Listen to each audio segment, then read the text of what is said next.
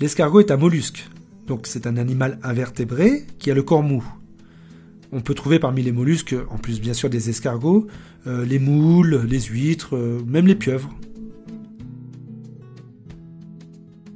Les gastéropodes, ce sont donc des mollusques qui se déplacent en rampant sur leurs pieds. Littéralement, gastéropode veut dire qu'il a son estomac sur son pied. On trouve parmi eux les escargots de mer, les bigorneaux et bien d'autres. Les pulmones, ce sont des mollusques, gastéropodes, qui doivent leur appellation au fait qu'en abandonnant le domaine aquatique, ils ont perdu la branchie de leurs ancêtres et acquis un poumon. Et là, nous voyons le pneumostome, qui est l'orifice respiratoire. Les stylomatophores, ce sont toujours bien sûr des gastéropodes qui ont la particularité d'avoir leurs yeux à l'extrémité de leurs tentacules.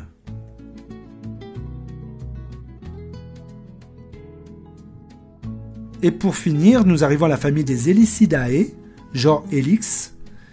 Helix veut dire spirale en grec.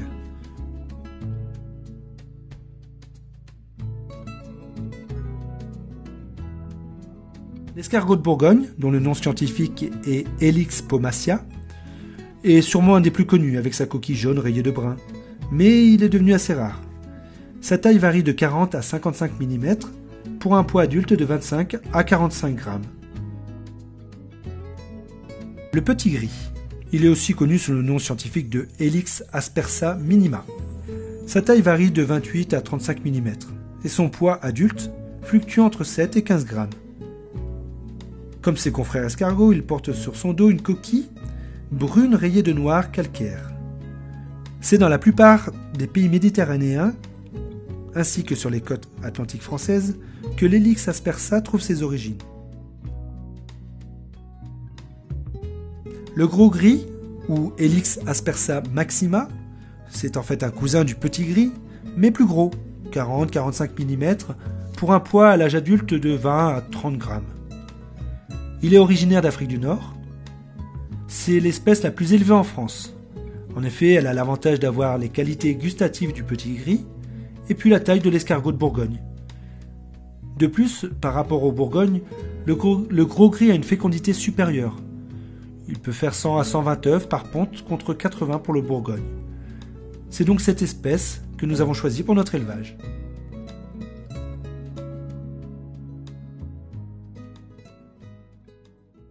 Avec sa coquille sur le dos, on peut se demander comment est constitué l'escargot. En fait, son corps comporte 3 parties distinctes, la tête, le pied unique et la masse viscérale qui se trouve à l'intérieur de la coquille.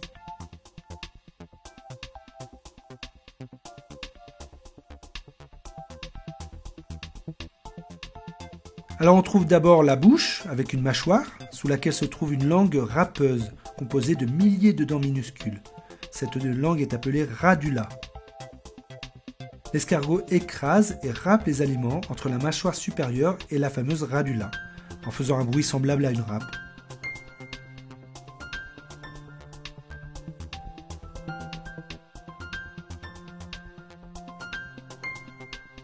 La tête est surmontée de 2 paires de tentacules.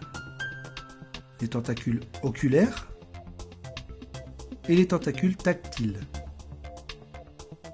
Ce sont des tentacules rétractiles, un petit peu comme des chaussettes qu'on voudrait retourner.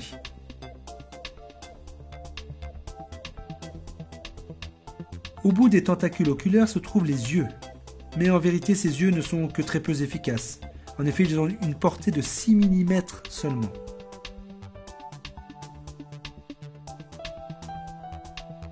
Les tentacules tactiles sont plus efficaces pour se déplacer. Elles servent d'organes du toucher et aussi de GPS, car c'est grâce à elles que l'escargot peut trouver son chemin, sentir et s'orienter. Le pied représente toute la partie visible de l'escargot en extension, hormis la tête bien sûr. À l'intérieur de la coquille, sur le pied, se trouve l'appareil digestif, comme tout bon gastéropode qui se respecte. On trouve aussi le foie, un seul poumon, un rein et le cœur, qui n'aura qu'une seule oreillette. L'escargot se déplace dans un mouvement de reptation grâce à son pied unique extrêmement musclé. Ce mouvement musculaire agit de façon oscillatoire et se propage donc d'avant en arrière le long du pied. Ainsi, un escargot peut tracter jusqu'à 170 fois son propre poids. En revanche, il bat tous les records de lenteur, car sa vitesse de pointe est de 4 mètres à l'heure. Ces mouvements sont favorisés par une bave visqueuse qui protège le corps de l'escargot et surtout lubrifie son chemin. Ça lui sert aussi d'adhésif. C'est pas un scoop, la coquille est la maison de l'escargot. Elle le protège des prédateurs, du soleil, du froid, et lui permet d'hiberner bien confortablement. L'escargot ne mue pas. Il agrandit sa coquille au fur et à mesure qu'il grandit lui-même. La coquille débute par l'apex et se développe ensuite dans le sens des aiguilles d'une montre. L'apex correspond à la coquille du bébé escargot.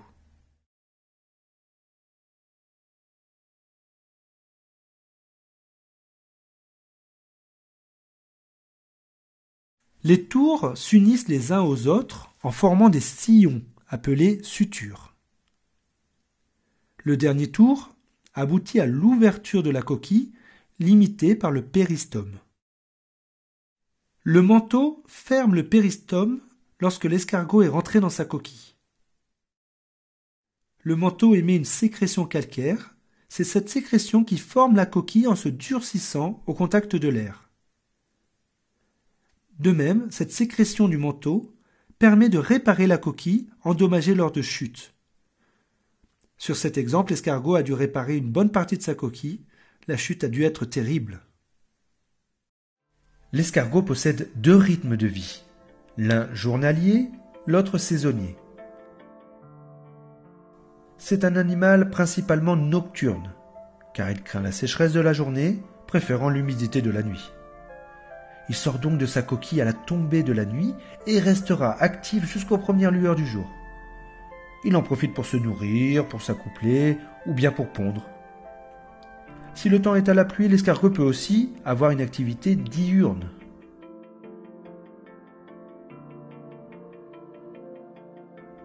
L'escargot a 3 rythmes de vie selon les saisons.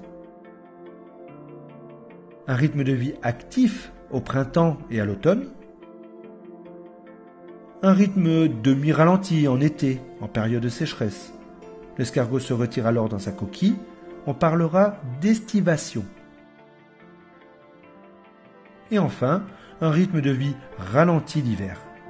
En effet, dès les premiers froids, l'escargot va rentrer en hibernation, soit en se collant à un support, comme le fera le gros gris, ou en s'enterrant, comme le fera le bourgogne.